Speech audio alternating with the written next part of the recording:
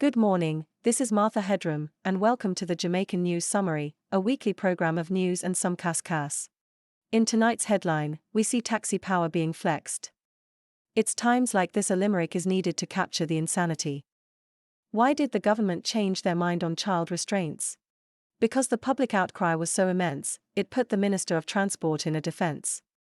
Parents and operators spoke their dissent, making the change less than a week's dissent. Now kids can travel with or without a belt, but those under one must be held by an adult. The new Traffic Act brought protests to the street, as drivers blocked roads, halting services fleet. But the TODSS president called for calm, urging drivers to talk and not to arm. While one group pushed for strike, another talked them out, making it look nice.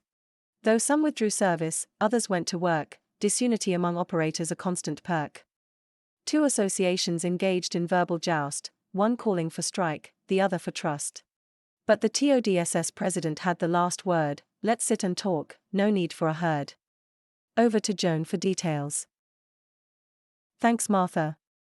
The Jamaican government has made changes to its child restraint policy for public transportation.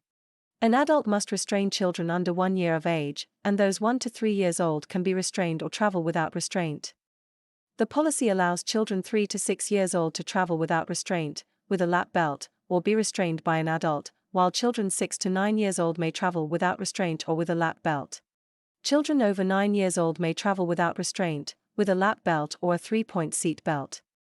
The new policy took effect on February 1 as part of the Road Traffic Act, causing public outcry from both parents and public transportation operators.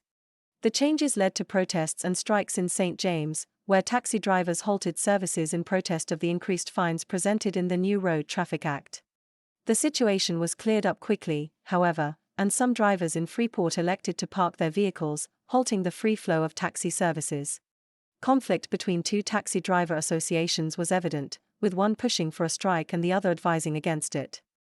The president of the Transport Operators Development Sustainable Services, Egerton Newman, called for continued dialogue with the government instead of strikes.